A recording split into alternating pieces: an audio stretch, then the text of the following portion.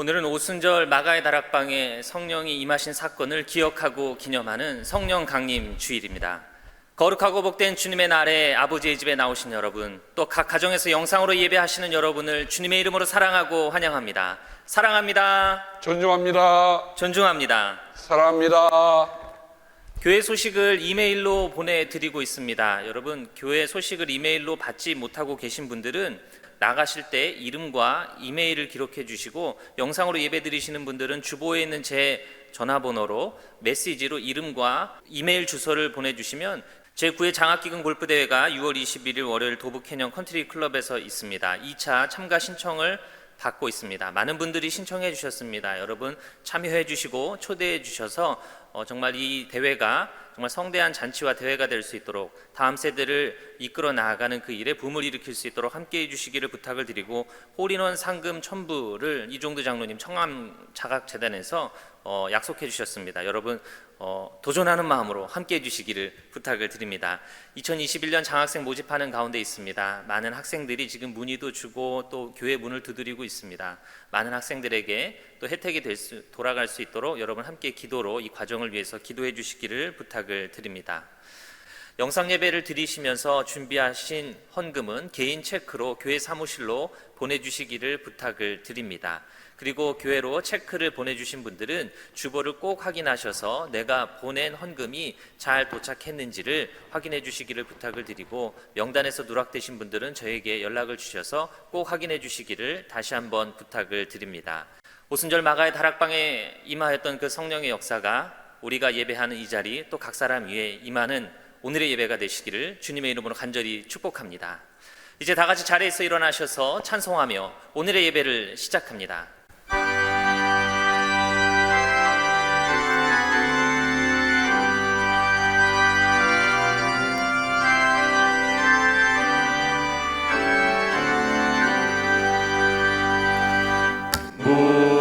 무한하신 주 성령, 우리 얻은 성품에 생명 빛을 주소서. 보혜 사시려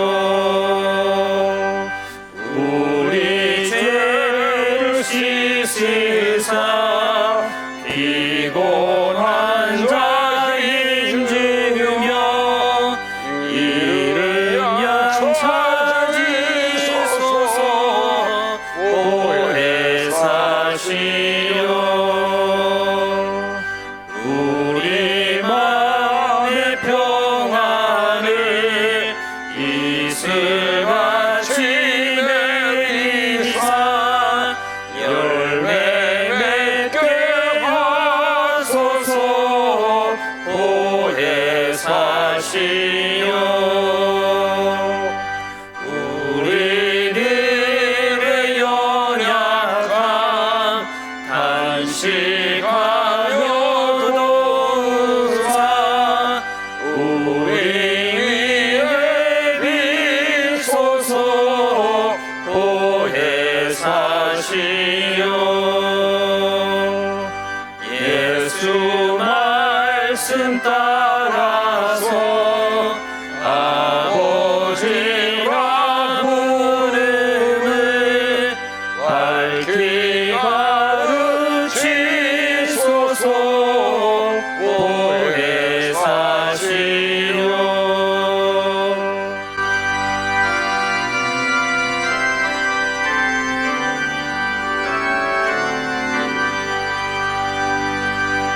영생하는 인치로 기업을 증거니 전루 인도하소서. 보혜 사시려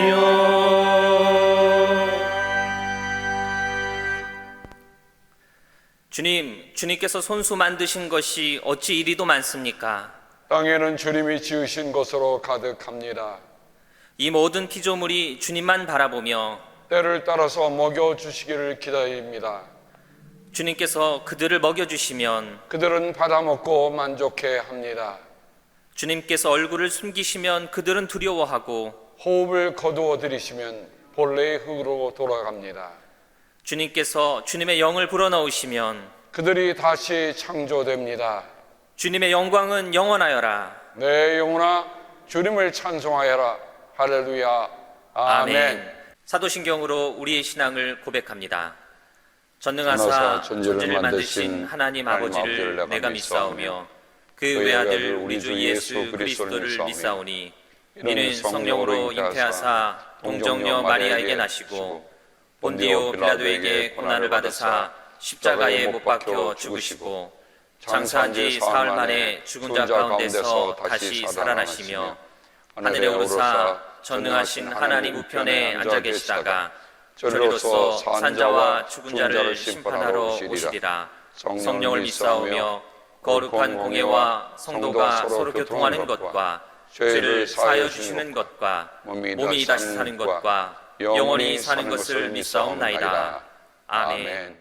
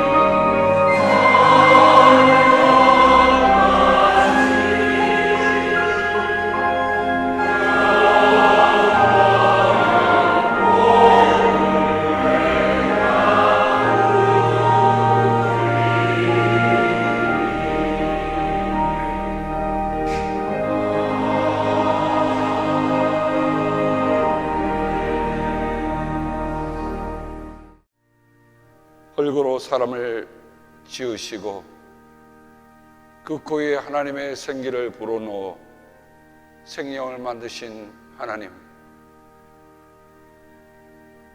하나님의 영이 없는 인생은 한갓 질그릇에 불과할 뿐이라는 고백을 주 앞에 하면서 주님의 성찬을 우리가 함께 기억하며 주님의 상 앞에 함께 모였습니다. 주님의 영이시여 우리들 가운데 함께 하시고 또한 이 성찬 위에 함께 하여 주셔서 우리가 세상에 알 수 없는 그 하늘의 비밀을, 하나님의 비밀을 성령을 통해서 깊이 깨닫게 하시고 이 성찬을 통해서 마음의 삶의 세계에 도와 주옵소서. 감사하며 예수님의 이름으로 기도합니다. 아멘.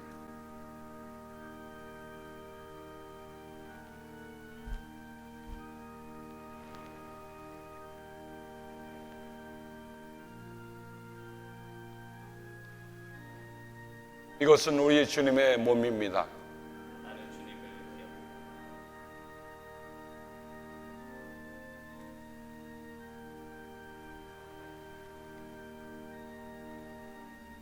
이것은 우리 주님의 보혈입니다.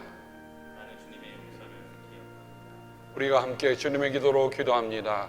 하늘에 계신 우리 아버지, 이름이 거룩히 여김을 받으시오며 나라가 임하옵시며 뜻이 하늘에서 이룬 것 같이 땅에서도 이루어지이다. 오늘 우리에게 일용할 양식을 주옵시고 우리가 우리에게 죄 지은 자를 사하여 준 것 같이 우리의 죄를 사하여 주옵시고 우리를 시험에 들지 말게 하옵시며 다만 악에서 구하옵소서. 나라와 권세와 영광이 아버지께 영원히 있사옵나이다. 아멘.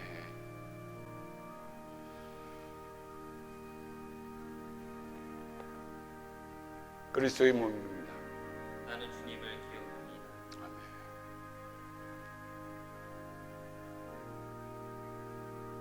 나는 주님의 용서를 기억합니다.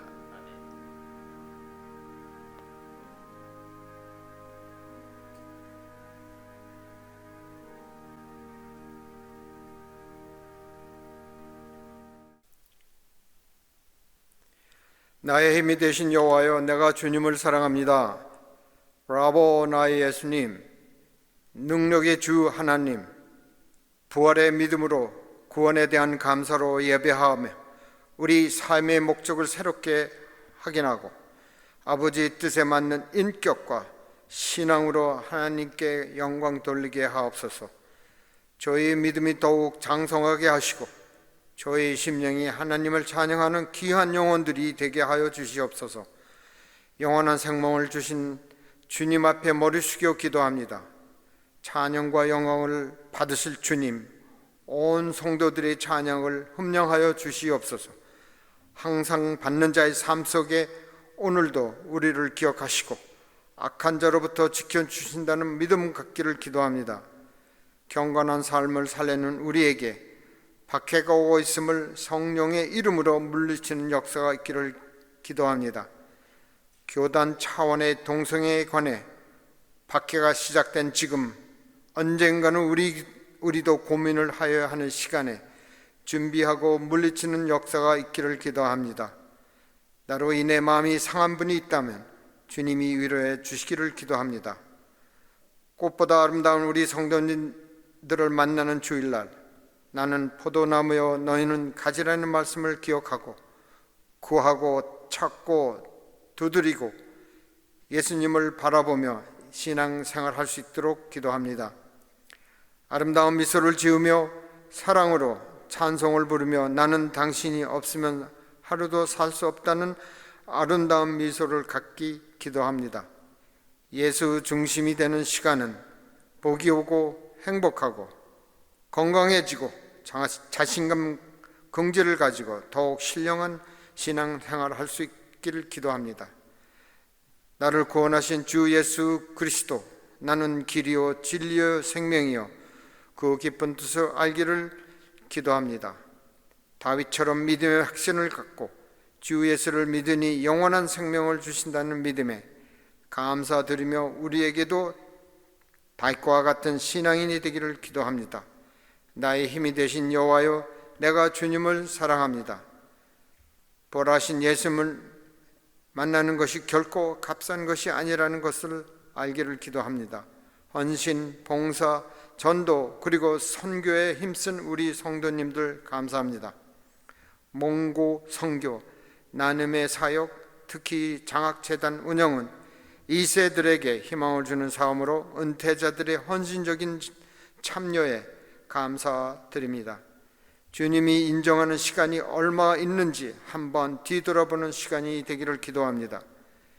주님이 우리에게 왜 탈란트를 주셨을까 다시 한번 깊이 묵상하고 기도하는 시간이 되기를 기도합니다. 주님이 주신 탤런트 과연 우리가 잘 사용했는지, 우리가 얼마나 주님을 흡족하게 했는지, 과연 내가 주님에게 인정받을 수 있나, 하나님에게 인정받는 우리 성도님들이 되기를 기도합니다. 다음에 주님을 만났을 때 어서 오거라, 그간 수고했다 하는 사랑의 말씀 듣기를 간절히 기도합니다. 나의 주님이 살아계심을 알고 고쳐주시고 용서하시고 살아있음에 감사 기도할 수 있기를 기도합니다. 그리고 가장 소중한 것을 주님께 드릴 수 있는 믿음 주시옵소서. 지난 30년, 40년, 50년 전에 여러 곳에 사시다 이제 적과 꿀이 흐르는 이곳 라구나 힐스교회에 오신 사랑의 성도님들 반갑고 감사하고 남은 시간 함께 섬기며 사랑하며 찬양과 경배 함께 드릴 것임에 감사드립니다. 함께 주님을 찬양하며 기도하려 했지만 여러 가지 지병으로 인한 상황에 참석 못한 우리 성도님, 주님 친히 찾아주시고 위로와 안수하여 주시옵소서. 2차 대전 중 영국의 처칠 수상 중심에 구국 기도가 20만 명의 영국 군인이 살아 돌아온 살아있는 역사, 이승만 대통령의 건국 이념과 건국 정신, 그리고 박정희 대통령의 경제 발전 정신을 이어받고 자유민주주의의 꽃을 피는 대한민국이 되기를 기도합니다.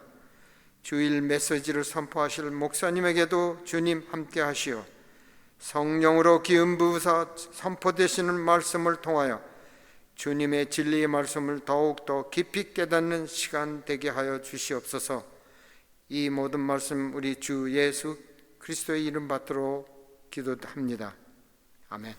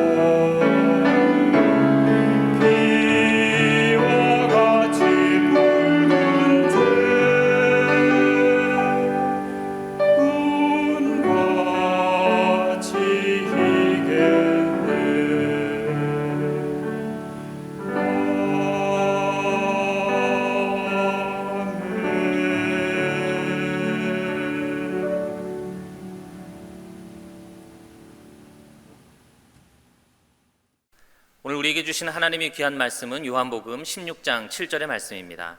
요한복음 16장 7절의 말씀을 제가 읽어드리겠습니다. 그러나 내가 너희에게 진실을 말하는데 내가 떠나가는 것이 너희에게 유익하다. 내가 떠나가지 않으면 보혜사가 너희에게 오시지 않을 것이다. 그러나 내가 가면 보혜사를 너희에게 보내주겠다. 우리에게 주시는 하나님의 귀한 말씀입니다. 담임 목사님 나오셔서 우리와 함께 하시는 하나님 파라클레토스라는 제목으로 말씀 전해주실 때에 큰 은혜의 시간 되시기를 바랍니다. 오늘은 사진 한 장을 보면서 말씀을 시작하겠습니다. 영국 런던에 있는 박물관 옆에 있는 존 웨슬리 목사님의 회심 기념비입니다. 아마 여러분들이 전년도의 설교에서 저 상세한 사진을 보았지만 제가 이번에 저 사진을 고른 이유는 앞에 있는 사람하고 비하고 한번 크기를 대줘 보려고 저렇게 우뚝 솟은 기념비를 사진을 골랐습니다. 1738년 5월 28일 우리는 이 날을 존 웨슬리 기념일이라고 합니다. 존 웨슬리 목사님은 그의 설교 뉴버스에서 물 세례를 우리 육적인 세례다, 그리고 거듭남을 성령 세례다라고 얘기하고 있습니다. 달리 말하면 성령의 체험이 있은 다음에 연후에야 우리가 말하는 신생 뉴버스를 얘기하는 것입니다.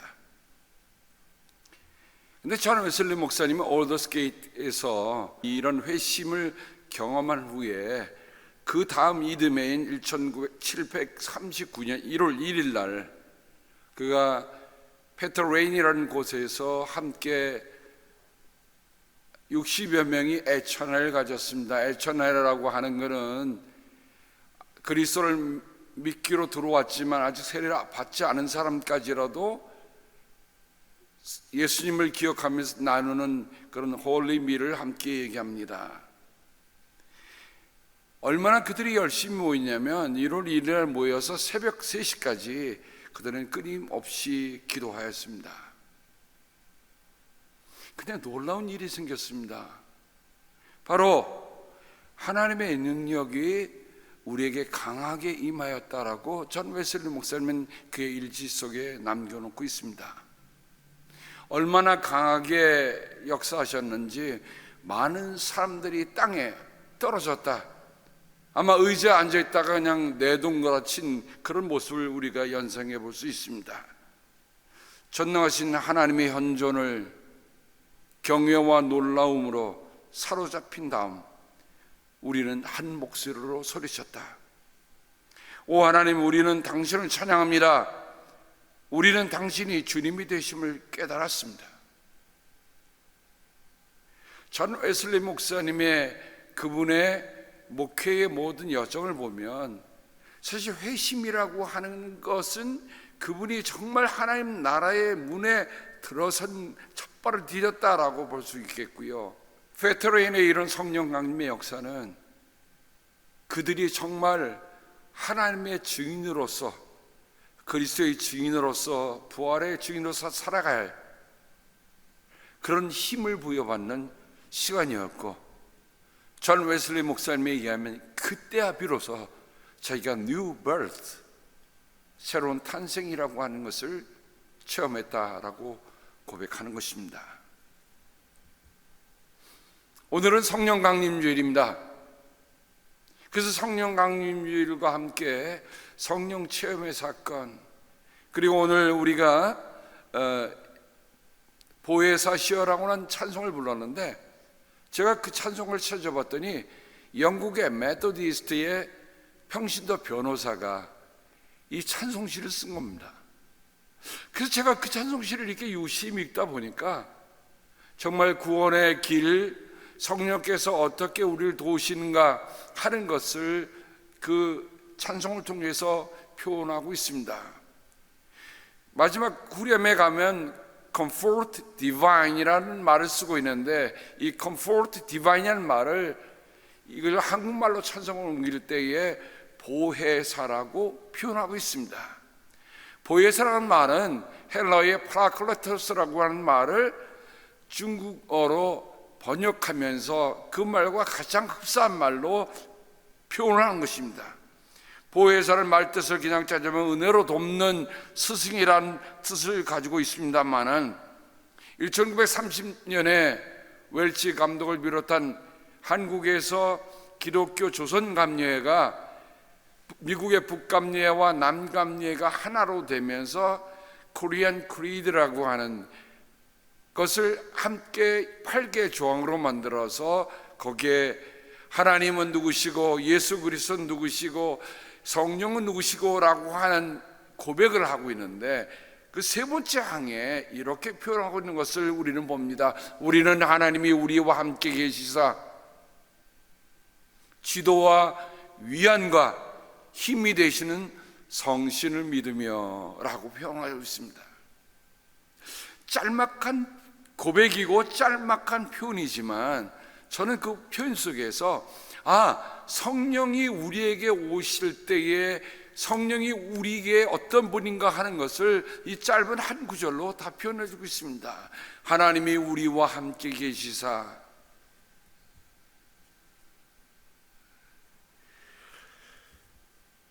성경에 보면 이사야서하고 마태복음에 구원하러 오실 예수님을 가리켜 임마누엘이라고 하는 표현을 합니다.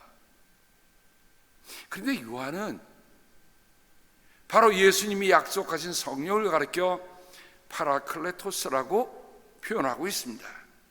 파라클레토스라는 말은 뜻이 대언자, 변호사, 중재자, 협조자, 대변자, 친구, 조력자, 위로자, 상담자.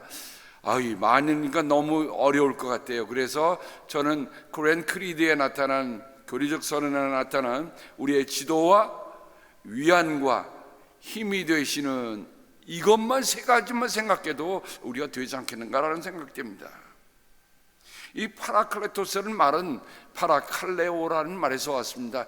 파라는 말은 곁을 따라가며 라고 하는 뜻을 가지고 있는 말입니다. 그래서 이 파라에서 파라볼레, 페로브리라는 말이 나오죠. 파라볼레라는, 볼레라고 하는 던져놨다, 곁에 던져놨다. 그래서 하나님의 말씀을 전할 때 사람들이 잘 모르니까 세상적인 가장 쉬운 이야기를 들어서 옆에 던져놨다. 그래서 그게 페로브리라는 말로 됩니다만은, 파라칼레오라는 말은, 칼레오라는 말은 부른다는 말이에요. 그냥 하나만 생각하세요. 그럼 곁에서 부릅니다.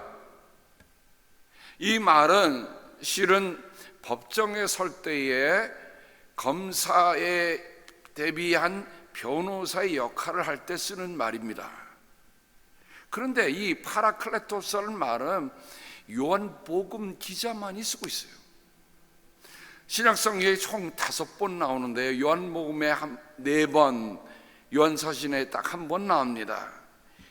그러면 왜 성령이라고 하면 됐지 왜 요한은 그 성령을 파라클레토스라고 하는 독특한 말을 쓰고 있는가? 그것은 요한복음 16장에 나타난 2절과 4절에 있는 그 말씀을 배경으로 하고 있습니다. 사람들이 너희를 회당에서 내쫓을 것이다. 누구를 내쫓습니까? 유대인들이 예수를 믿는 사람들을 회당에서 내쫓는 말씀을 예수님이 이 말씀을 하고 있습니다. 그리고 너희를 죽이는 사람마다 자기네가 하는 그런 일이 하나님을 섬기는 일이라고 생각할 때가 올 것이다. 내쫓는 것으로 만족해하고 끝나는 것이 아니라 그 그리스도를 믿는 사람들을 죽인다고 했어요. 그러니까 주후 90년 이후에 요한 공동체가 처한 어려움은 뭐냐면 예수를 믿기 때문에 쫓겨나고 예수를 믿기 때문에 죽임당하는 일이 있었단 말입니다. 그들이 그러한 일들을 행하는 때가 올 때에 너희로 하여금 내가 너희에게 말한 사실을 다시 생각나게 하려는 것이다. 여러분, 이 말씀을 남기는 예수님 마음이 어떠했을까? 우리가 지난주에는 예수님께서 우리를 지켜달라고 하는 기도를 우리가 생각해 봤죠. 왜 지켜달라고 했습니까? 이 세상에서 데려달라고 기도하는 것이 아니라 지켜달라고 기도했는데 왜 지킵니까? 바로 이런 상황들이 있기 때문에 지켜달라는 겁니다. 언제 어디서 들이닥칠지 모르는 박해와 위협과 곤란과 어려움들이 산재해 있는, 저는 그 말씀을 읽으면서 그런 마음이 들었어요. 전방에 가면요, 지뢰밭에 경고를 하라고 붙여놨습니다. 지뢰가 어디 있는지 모르니까 거기 밭은 어떻게 가야 됩니까? 마침 그 자구 하나하나를 발 한 자국 옮길 때마다 그들은 정말 소름 끼치도록 걸어야만 했을 것입니다. 마치 요한의 공동체가 그리하였다 믿는 것 때문에 마침 지금 걸어가는 길이 지뢰밭을 걸어가고 있다.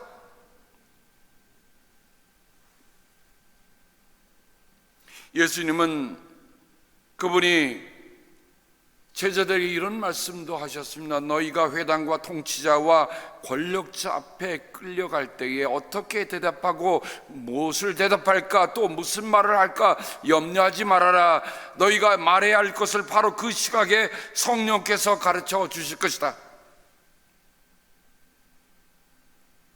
실은 지금 이 시각에 우리 한인연합감리교회 많은 평신도들과 목회자들이 파사다나에 있는 감독실에 가서 지금 피켓 시위를 하고 있습니다. 제가 아침에 그 한 장로님의 글을 읽어보면서 마음이 참 무겁고 아프더라고요. 당신 자신이 섬기는 교회 목사님이 당한 일이 아니라 다른 교회 목사님들이지만 평신도들이 우리가 성경을 바로 믿기 때문에 당하는 어려움들 이대로 볼 수 없다. 그래서 지금 그들은 시위합니다. 지난주에는 하와이에서 시위를 해서 그게 신문에 정말 대서특필되는 일들이 일어나고 있습니다. 그런 마음이 들었어요. 만약에 맞부딪힐 때 그들이 어떤 말을 해야 할까? 아마 초대 공동체가 가졌던 그런 어려움들이 사실 그때의 어려움을 끊는 게 아니라 지금도 그 어려움은 계속되고 있다고 하는 것을 저는 생각해 보면서, 하나님, 정말 이런 고난의 시간을 통해서, 이런 위기의 시간을 통해서 교회가 새롭게 태어나게 하시고 우리의 믿음이 더 견고해지게 해달라고 하는 기도를 저는 드립니다. 현장에 같이 가고 있지 못하지만 여러분들도 위해서 같이 기도해 주기를 부탁을 드립니다.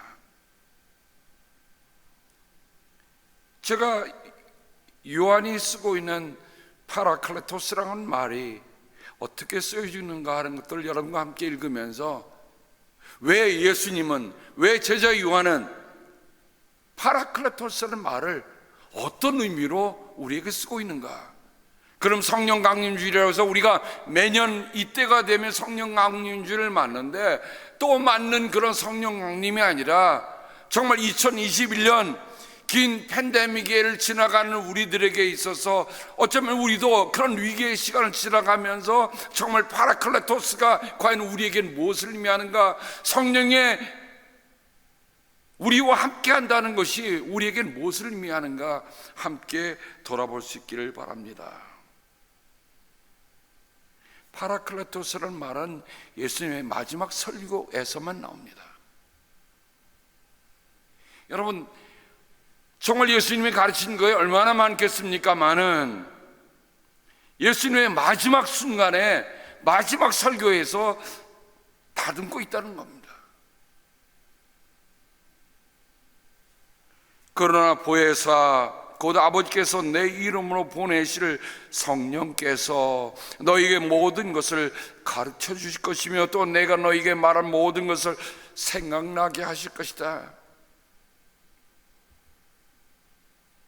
여러분, 진실된 그리스도인이라고 하는 건 누굴까요? 아무리 어렵고 아무리 곤경 속에 있다 할지라도 그 곤경 속에서 내가 그것을 어떻게 빠질까 하는 궁리를 찾는 사람들이 아니라 주님께서 무엇을 우리에게 가르쳐 주셨던가, 그것이 뚜렷하게 생각나는 거죠. 저는 육적인 침해보다 더 무서운 침해가 있다면 영적인 침해다라고 말하고 싶어요. 사람들이 두려워하잖아요. 내가 만일 치매에 걸리면 어떻게 되나 두려워하는데, 사실 그거보다 더 두려워하려고 해서는 영적인 치매에 걸릴 일이 있는데, 영적인 치매에 걸리지 않을 비결은 하나밖에 없습니다. 성령께서 우리를 가르치시고 성령께서 우리를 생각나게 하시는 것 외에는 다른 방도가 없더란 말입니다. 왜냐? 교회는 사람의 기관이 아니기 때문에 그렇습니다. 교회는 사람의 조직이 아닙니다. 근데 사람의 조직인 것처럼, 사람의 기관인 것처럼 얘기할 때 교회는 세상과 다를 것 없이 세상보다 더 썩은 냄새를 피고 갈 수밖에 없다는 것을 우리는 역사를 통해서 보게 됩니다. 자, 그러면 예수님께서 요한 서신에 파라클레토스라는 표현으로 나타납니다. 나의 자녀 여러분, 내가 여러분에게 이렇게 쓰는 것은 여러분으로 하여금 죄를 짓지 않도록 하려는 것입니다. 누가 죄를 짓더라도 아버지 앞에서 변호해 주시는 분, 파라클레토스입니다. 이 우리에게 계시는데 곧 의로우신 예수 그리스도이십니다. 그는 우리 죄를 위한 화목제물이시니 우리 죄만 위한 것이 아니라 온 세상을 위한 것입니다. 예, 맞습니다. 예수님은 우리의 뭡니까? 변호사예요. 변호사는 왜 있습니까? 이 사람이 No guilty라고 하는 것을 증명해 주기 위해서, 변호해 주기 위해서 있는 거 아닙니까?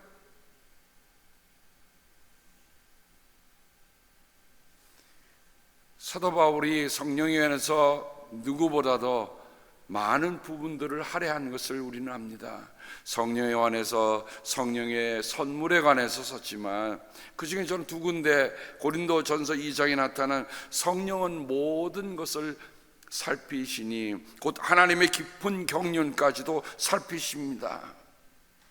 사람 속에 있는 그 사람의 영이 아니고서야 누가 그 사람의 생각을 알 수 있겠습니까? 이와 같이 하나님의 영이 아니고서는 아무도 하나님의 생각을 깨닫지 못합니다. 우리는 세상의 영을 받은 것이 아니라 하나님에게서 오신 영을 받았습니다. 그것은 하나님께서 우리에게 은혜로 주신 선물들을 우리로 하여금 깨달아 알게 하시려는 것입니다. 그리고 로마서 8장에서 사도 바울은 그 성령께서 우리를 위해서 말할 수 없는 탄식으로 우리의 약함을 도와주시고 성령께서 친히 기도해 주신다고 말씀하고 있습니다. 사랑하는 성도 여러분, 우리의 연약함을 친히 도우시는 성령님, 우리를 연약함을 위해서 탄식하며 기도하시는 성령님, 그 성령님과 함께 우리가 살아가는 그런 삶의 모든 순간순간을 살아갈 수 있기를 주님의 이름으로 축복합니다. 어제 아내와 함께 의사를 만나고 왔습니다. 근데 참 병원에 갈 때 보면 의사를 만나게 되면 참 어려운 일이 많습니다. 왜냐하면 의학 용어, 수술의 과정들, 이런 것들이 쉽지는 않아요. 근데 저희 교회 김재중 장로님이 전화 주셨습니다. 장로님께서 제가 같이 가겠습니다 그러시더라고요. 또 요즘은 팬데믹 상황이어서 그 닥터가 만날 때도 딱 한 사람밖에 들어가지 못한다고 그래요. 그래서 제가 기다리고 장로님 가셨다가 다시 나오시고 제가 들어가서 교대면 나오는데, 마지막에 의사를 만나서 그 수술의 과정을 설명해 주는데, 그때는 우리 장로님하고 저하고 같이 있었고 또 저희를 사랑하는 뉴멕시코에 있는 우리 형제와 같은 의사 한 분이 또 같이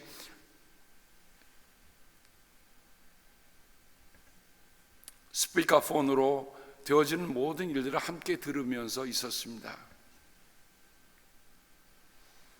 설명을 막 해나가는데요, 제가 알아들을 수 있는 게 몇 개 없더라고요. 참. 그러나 간간히 들으면서, 그리고 결국에는 제가 그런 물음을 물어봤습니다. 수술 이외에는 다른 대안이 없느냐? 결론적인 것은 없습니다. 그래서 수술 받기로 하고 그리고 돌아왔습니다. 나오는 차에서 장로님이 그렇게 말씀하신 거예요.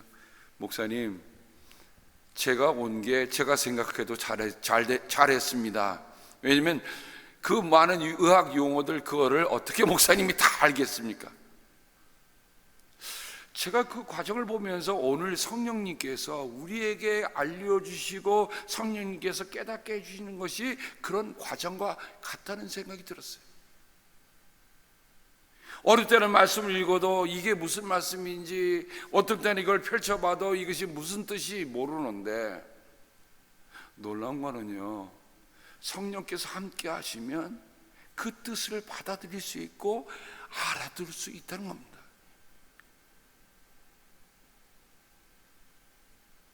그러면 예수님의 마지막 설교에서의 약속을 한번 찾아보도록 하겠습니다. 요한복음 14장 16절 17절에 보면 내가 아버지께 구하겠다, 그리하면 아버지께서 다른 보혜사를 너희에게 보내셔서 영원히 너희와 함께 계시게 하실 것이다. 지금 예수님이 제자를 떠나신다는 겁니다. 여러분, 요한복음 14장에 보면 예수님의 설교, 고별 설교가 시작되는데 첫 마디가 뭡니까? 너희는 마음에 근심하지 말라. 너희는 마음에 염려하지 말라. 하나님을 믿고 또 나를 믿어라. 왜 하필이면 예수님께서 그 설교 가운데 그 설교를 시작하면서 너희는 마음에 근심하지 말라라는 것을 하셨을까? 저는 생각해 봤어요. 예수님께서 이제 떠나신다는 것을 제자들에게 알리시고, 또 그 분위기가 제자들은 야, 예수님이 없는 세상 어떻게 살 것인가 하는 생각으로 가득 차 있어서 두려움과 공포 속에 있었을 것이에요. 그런데 예수님이 뭐라 그러십니까? 다른 보혜사를 너에게 보낼 것이다. 내가 지금까지는 우리가 요한일서에서 본 것처럼 예수님께서 보혜사를 하셨었는데, 변호를 해주셨는데, 이제는 다른 보혜사를 보내실 것이다 라고 말씀하십니다. 15장으로 넘어가면 내가 아버지께로부터 너에게 보낼 보혜사 곧 아버지께로부터 오시는 진리의 영이 오시면 그 영이 나를 위하여 증언하실 것이다. 하나님의 영이 우리에게 증언을 해주셔야 우리는 증인으로 살 수 있다는 말입니다.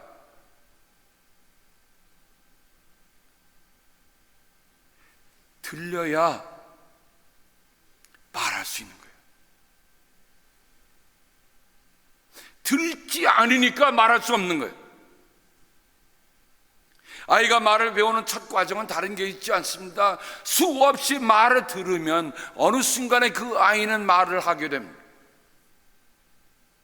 성령께서 오셔서 우리가 하나님의 말씀을 증언해 주시면 우리는 어느 순간인가 그분을 증언하는 증인자로 나서게 되는 것입니다. 기억해야 할 것은 우리가 정말 성령께서 들려주시는 그 증언, 늘 들을 수 있는 그런 마음들, 세심한 관찰들, 그분에 대해서 정말 무릎 꿇고 주님 나를 도와주세요, 내가 이때 무슨 말을 해야 되는지요, 내가 이때 어떻게 판단을 해야 되는지요, 내가 이럴 때 어떻게 가야 되는지요. 실은 수술을 앞둔 사람들에게는 여러 가지 생각이, 만 가지 생각이 갈라질 것입니다. 어느 누구나 수술을 받으면서 괜찮아, 나 수술 받고 올게, 그럴 사람이 어디 있겠어요? 의사는 항상 얘기할 때 꼭 50대 50을 얘기합니다. 하나는 베스트 케이스, 다른 하나는 월스트 케이스. 수술하다가 잘 되면 이렇게 되겠다는 얘기도 하지만 반대로 수술하다가 잘못되면 이렇게 될 것이다라는 얘기도 해줍니다. 한 번은 눈수술을 받는데 의사가 거기에 쓴 게 있어요. 이 수술이 하지만 혹시 실명할 수도 있다. 아유, 그러니까 갑자기 수술하고 싶은 마음이 싹 떨어지더라고요. 그래서 어떻게 해요? 하나님, 어떻게 해야 좋겠습니까? 전 큰 일만 놓고 기도하는 것이 아니라 내 인생의 사사로운 조그만 일까지라도 기도할 때가 있습니다. 여러분, 큰 일만 기도하라고 하지 않으셨어요? 작은 일도 기도하면 돼요. 그러면 성령께서 내게 깨우쳐 주시는 말씀이 있습니다.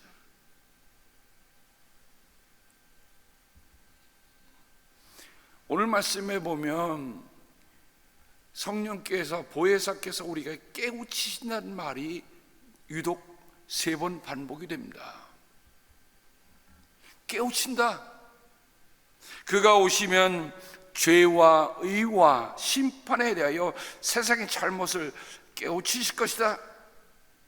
우리는 묶어서 얘기하지만 사실 원뜻을 잡으면 죄에 대해서 잘못을 깨우치고, 의에 대해서 잘못을 깨우치고, 심판에 대해서 잘못을 깨우치신다고 하는 말뜻으로 우리가 이해합니다. 각각 다른 거예요. 우리 옛 성경에는 이 깨우친다는 말을 이런 말로 표현하고 있습니다. 책망하다. 여러분, 책망이라는 말 딱 들으면 가슴이 어떻습니까? 아이고, 이게 뭐가 잘못됐구나 라는 생각이 들 겁니다. 예, 맞습니다.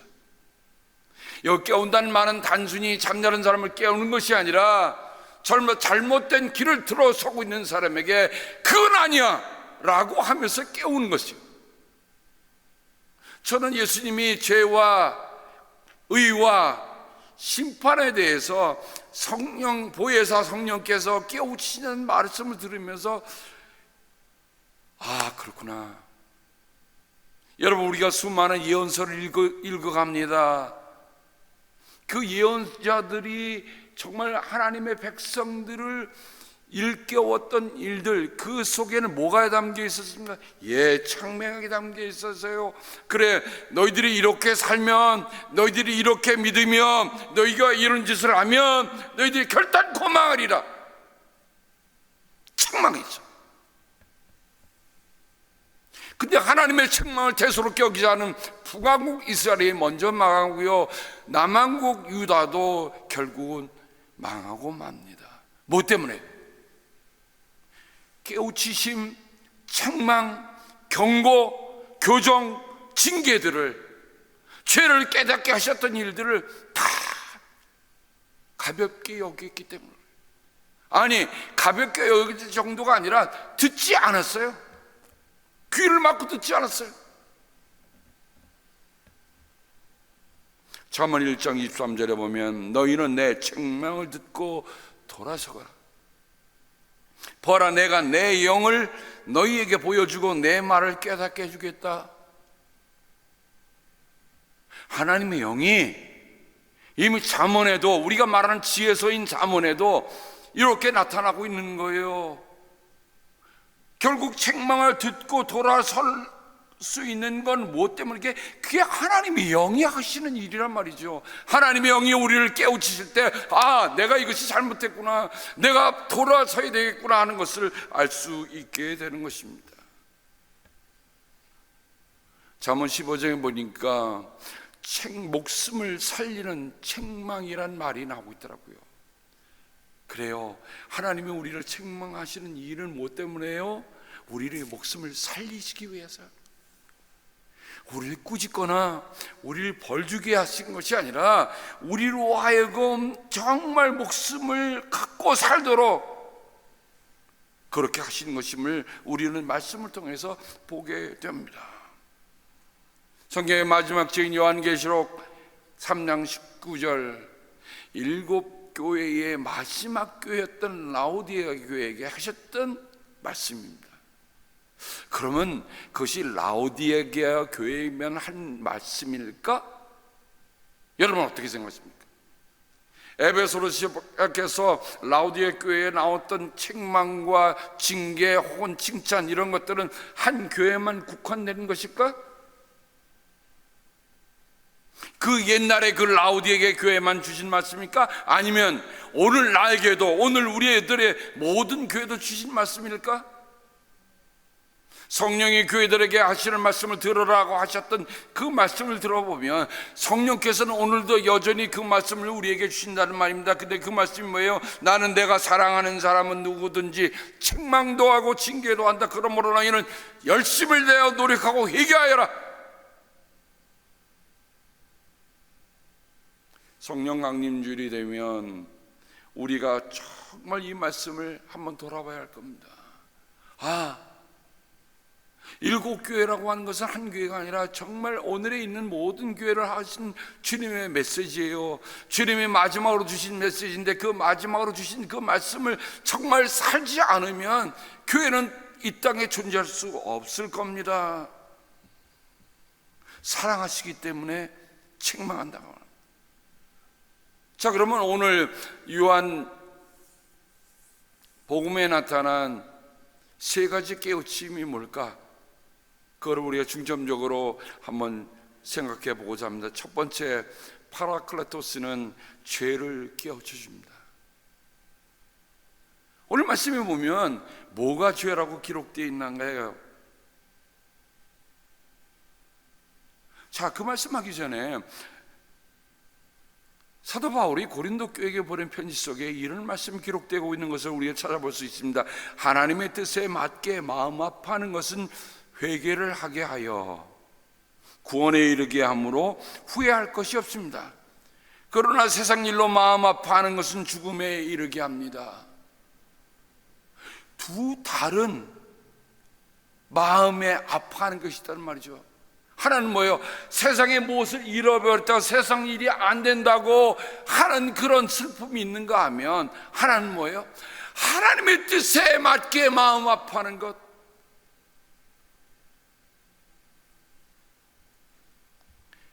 눈으로 볼 때는 세상에 아파하는 것은 눈에 띌 수밖에 없습니다. 왜? 금방 눈에 손실이 난다든가 어떤 어려움이 있으니까 그거로 마음 아파하지만 그것은 하나님의 마음에 아파하는 것과는 다른 얘기라는 겁니다.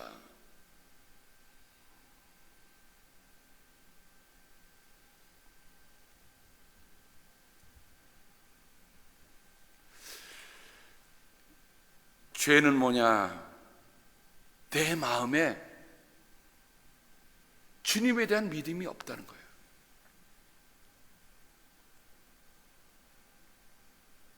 내 마음에 정말 주님에 대한 믿음이 약하다는 것 때문에 우리가 얼마만큼 가슴 아파했는가?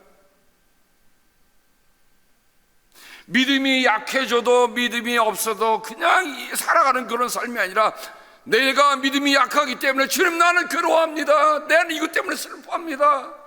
나의 믿음 없음을 도와주셔서 했던 그 귀신 들리는 아들의 아버지의 마음처럼 나의 믿음 없음을 도와주셔서 그 아버지는 그 아들을 보면서 내 믿음 없음을 불쌍히 여겨달라고 기도합니다. 오늘 우리가 우리 가정을 위해서, 우리 교회를 위해서, 우리 나라를 위해서 정말 우리가 이렇게 가슴 아픈 기도를 드려본 적이 우리가 언젠가요? 토요일 되면 우리는 나라를 위한 기도를 합니다. 이제 여러분에게 부탁하는 건 마저도 멀어진 것 같아요. 그러나 여전히 기도합니다. 성령이 우리에게 오시면 어떤 일이 벌어집니까? 우리가 너 죄인이지? 그래 죄를 졌지? 괜찮아 그렇게 만드시지 않아요. 성령은 우리의 죄를 편안하게 하기 위해서 오신 분이 아닙니다. 죄를 슬퍼하기 위해 오십니다. 성령은 사람들이 죄를 잊도록 도와주거나 죄를 은폐하거나 축소시키도록 돕지 않으십니다. 오히려 그들의 죄악이 얼마나 끔찍한가, 얼마나 큰가, 얼마나 무서운가 하는 것을 깨우치려고 오신 겁니다.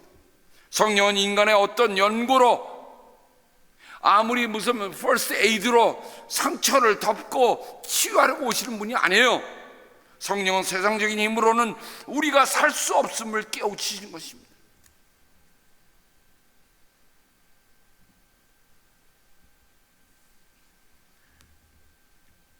이사야는 주님의 영의 바람이 불면 들에 핀 꽃이 지고 풀도 다 말라버린다고 얘기하고 있습니다. 그 말은 뭡니까? 주님의 영이 없이는 회복도 부활도 없다는 것이에요. 주님의 영은 우리로 하여금 십자가 앞에 무릎을 꿇게 합니다. 주님의 영이 없이는 회개할 수 없어요. 아무리 목사 집안에 태어난 목사라 할지라도 존과 찰스는 그들 스스로가 성령의 도우심이 없이, 성령의 선물 없이 그들은 회개할 수 없었어요. 회심의 경험이 없었다면 그들은 오늘의 같은 메토디즘을 만들어낼 수 없었습니다. 경건한 슬픔은 회개를 가져오는 사랑의 선물입니다. 회개는 하나님께 인도하며 하나님 나라에 들어간 현관입니다. 비로소 하나님의 충만함으로 충만을 체험할 수 있는 게 바로 성령께서 우리의 죄를 깨닫게 하신, 내 믿음이 어디에 있느냐, 내 믿음이 얼마나 하는가, 그걸 깨우쳐 주시는 거예요. 우리의 몸무게 알려고 체중계만 올라가지 말고 우리의 믿음의 무게가, 우리의 믿음의 깊이가 얼마나 되는가 하는 것을 재볼 수 있는 것, 성령만이 하실 수 있습니다. 둘째로 파라클레토스는 의의를 깨우칩니다. 그 의의라고 하는 건 뭐예요? 의의라고 하는 건 하나님 앞에서 바로 설 수 있는 그 관계를 가리킬 때 의의라는 말을 씁니다. 그래서 하나님은 의로우신 분이라고 말하죠. 그러면 하나님 앞에서 의로운 사람으로 서려고 한다면 뭐가 필요합니까? 우리를 의로운 사람으로 만들어주는 은총이 있어야 되는데, 다른 말로 하면 예수님만이 우리를 위해서 재판장에 서실 유일한 의라고 하는 것을 고백하는 일입니다. 다른 것으로는 대체할 수 없어요. 예수님의 십자가와 용서만이, 은혜만이 하나님 앞에 나아갈 수 있게 하는 겁니다. 그래서 바울은 하나님께서는 죄를 모르시는 분에게 우리 대신으로 죄를 씌우셨습니다. 그것은 우리가 그리스도 안에서 하나님의 의가 되게 하시려는 것입니다.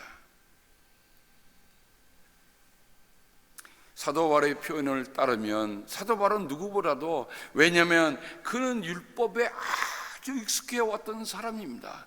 율법으로 하나님과의 관계가 바로 설 줄 알고 살아간 사람입니다. 그런데 예수 그리스도를 만나고 나서 그 율법으로 하는 자기의 의, 율법의 의로는 그리스도를 만날 수도 없고 그 의로는 영원한 생명을 얻을 수 없다는 고백을 하면서 그의 편지 곳곳에는 의라고 하는 말이 많이 나타나고 있는 것을 우리가 보게 됩니다. 우리가 믿음으로 의롭다 하심을 받았으므로 우리 주 예수 그리스도 말미암아 하나님과 더불어 평화를 누리고 있습니다.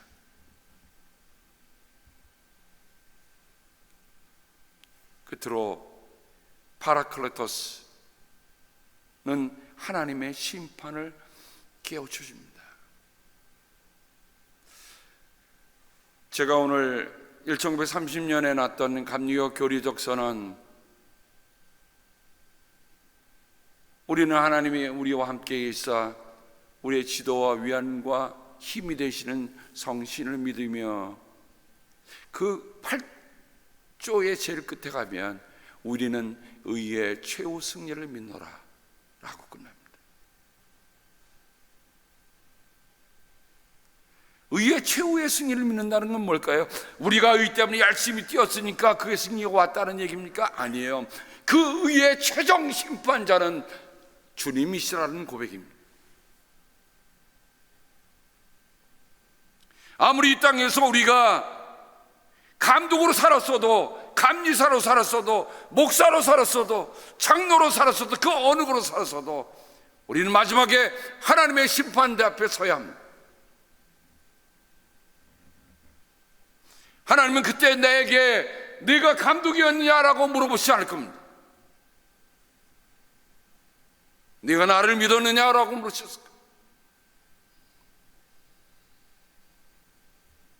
정말 우리가 그리스도 앞에서 한 영혼으로 하나님 앞에 선다면 어떻게 살 것인가? 내가 오늘 이렇게 살아가는 삶이 하나님 앞에 최후의 심판대에 설 때에 참 설 수 있겠는가? 오늘 예수님은 세상의 모든 권력들이 이미 심판을 받았다라고 끝냅니다. 언젠가는 악이 최후에 다 심판받을 것임을 우리가 잊지 말아야 할 것이고요, 사탄의 힘은 무력해질 것이라는 것을 우리는 잊지 말아야 합니다. 저는 요한이 쓴 요한계시록을 보면서 심판과 견뎌지는 그런 말씀들이 뭘까라고 생각해 볼 때 요한계시록 21장 6절부터 8절에 나는 말씀을 다시 읽었습니다. 다 이루었다. 나는 알파며 오메가 곧 처음이며 마지막이다. 목마른 사람에게는 내가 생명샘물을 거저 마시게 하겠다. 이기는 사람은 이것들을 상속받을 것이다. 나는 그의 하나님이 되고 그는 내 자녀가 될 것이다. 그러나 비겁한 자들과 신실하지 못한 자들과 가증한 자들과 살인자들과 음행하는 자들과 마술쟁이들과 우상숭배자들과 모든 거짓말쟁이들이 차지할 몫은 불과 유황이 타오르는 바다뿐이다. 이것이 둘째 사망이다. 주님의 말씀입니다. 주님의 심판대에 설 때에 둘째 사망에 이르는 사람들이 있는가 하면 영원한 생명으로 들어갈 사람이 갈라진다고 하는 것입니다. 요한계시록 21장 27절에 보면 속된 것은 무엇이나 그 도성에 들어가지 못하고 가증한 일과 거짓을 행하는 자도 절대로 거기에 들어가지 못합니다. 다만 어린 양의 생명책에 기록되어 있는 사람들만이 들어갈 수 있습니다. 근데 제가 이 말씀을 대하면서 다시 생각해 봤습니다. 내가 어린 양의 생명책에 기록되는 것이 내가 죽은 다음에 기록될 것인가, 아니면 내가 살아가는 그런 순간에 기록될 것인가? 여러분은 어떻게 생각하십니까?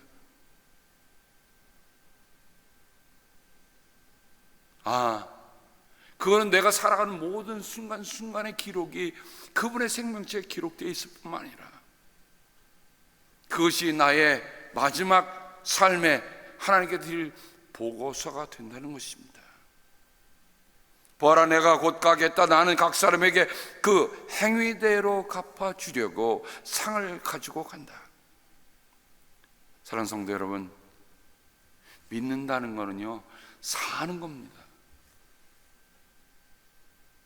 믿음으로 살기 때문에 거기엔 뭐가 있다고요? 상이 있습니다. 우리가 자라면서 어떤 상을 받았다고 했을 때, 여러분 그 상을 받았을 때 어떤 마음이 들까? 야, 내가 이런 일을 해서 인정해줬지 하는 기쁨이 누구에게나 있었으면, 상 받으면서 우는 사람 저는 한 번도 못 본 것 같아요. 상 받으면 좋았고, 그냥 종이짝 하나만 받아도 상 받았다라고 기뻐하고 얼굴에 웃음 띄고 나오는 학생들을 저는 많이 봤어요. 종이 한 장인데. 근데 우리 주님은 종이 한 장으로 상 주신다고 하지 않았어요. 생명나무에 이르는 권리를 차지하려고, 그리고 성문으로 해서 도성에 들어가려고 자기 겉옷을 깨끗이 빠는 사람은 복이 있다.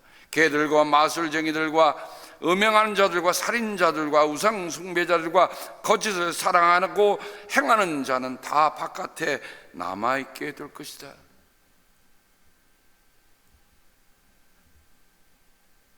심판, 그것은 먼 훗날의 얘기만은 아닙니다.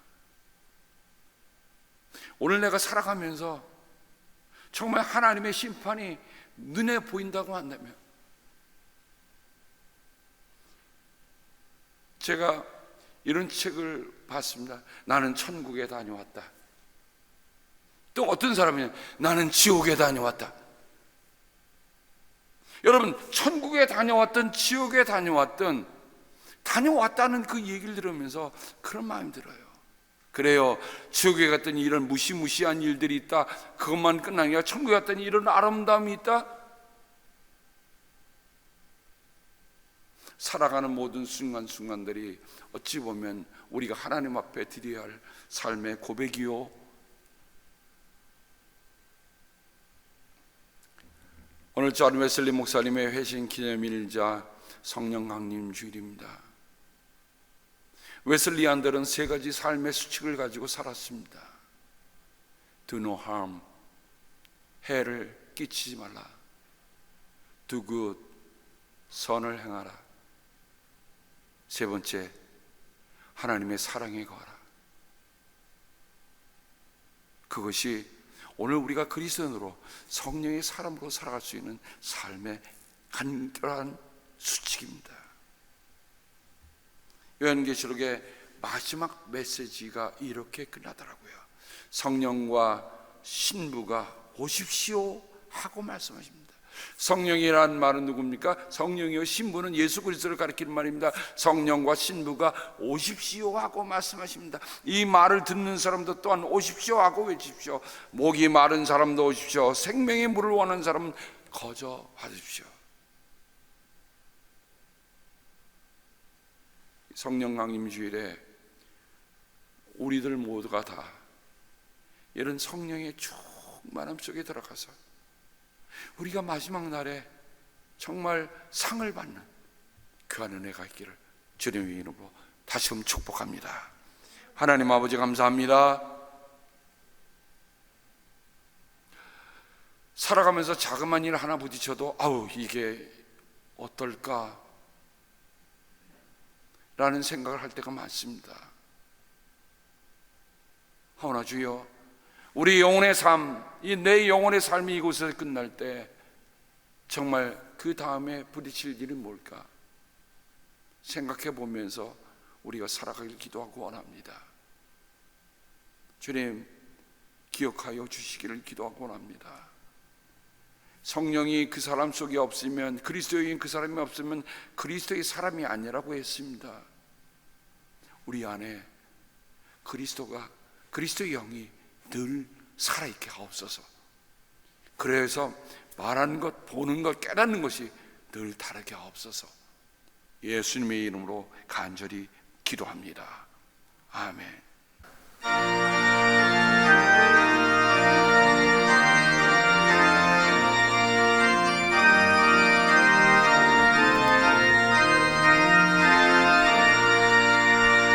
찬란한 주의 영광을 영원히 빛날 왕세요. 참빛을 비춘 예수는 생명의 빛이 되신다. 올바른 일을 있으며 이 맘에 탐욕 버리고 불같은 믿음 가지고 늘 주를 사랑하리라.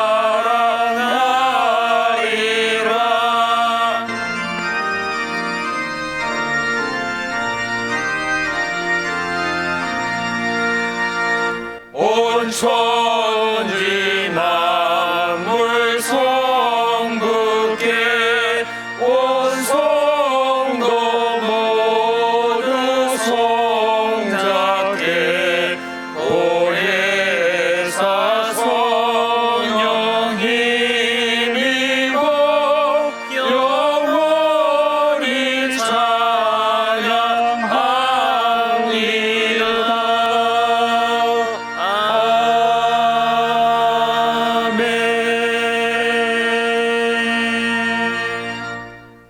하나님 아버지, 오늘 마지막 찬송은 우리가 가지고 있는 찬송 가운데 가장 오래된 찬송가입니다. 암브로스가 정말 주님 생각하며 불렀던 보혜사 성령 힘입어 늘 주를 찬양하며 살아가는 저희를 되게 인도하여 주시옵소서. 이곳에 주를 사랑하는 성도들이 하나님 앞에 감사하며 드리는 예물이 있나이다. 하나님 그 마음의 소원을 헤아려 주시고 저들의 삶의 모습들을 눈여겨보시고 살펴주시기를 기도하고 원합니다. 성령님이여 저희의 믿음 없음을 도와주셔서 어떤 상황에서도 성령 충만하여 믿음으로 승리하게 이끌어 주시기를 기도합니다. 아버지 고맙습니다. 아버지 11조의 축복을 주셔서 고맙습니다. 모든 것이 아버지의 것임에도 9을 챙겨주시고 하나만 주님께 드립니다. 풍성한 사랑 주셔서 고맙습니다. 아버지 사랑합니다. 하나님 아버지, 범사에 감사하며 드리는 또한 귀한 예물이 있나이다. 또한 각 가정에서 아버지 하나님의 몸이 불편하여 또한 여러 가지 여건이 되질 않아서 영상으로 예배를 드리면서도 하나님의 한 그 마음, 하나님이 내 인생의 모든 최후의 의로우신 분이다, 심판장이시다 라는 고백 가지고 이 땅의 삶으로 다 끝나는 것이 아니라 정말 하나님 앞에 서겠다는 심정으로 하나님 앞에 구별하여 마음을 드리는 그 모든 마음들에게 하나님이 함께하여 주옵소서. 아버지, 그래 우리가 있는 그곳이 하나님을 만나는 곳이 되게 하시고, 그래야 성령님의 보혜사께서 우리의 삶에 늘 어느 때 지도와 위안과 힘이 되어 주시옵소서. 주님께서 복을 주시고 지켜주시며 주님께서 밝은 얼굴로 대해주시며 은혜를 베풀어 주시고 주님께서 고이 보셔서 평화 주시기를 성부와 성자와 보혜사 성령의 이름 받들어 간절히 축복하며 기도합니다. 아멘.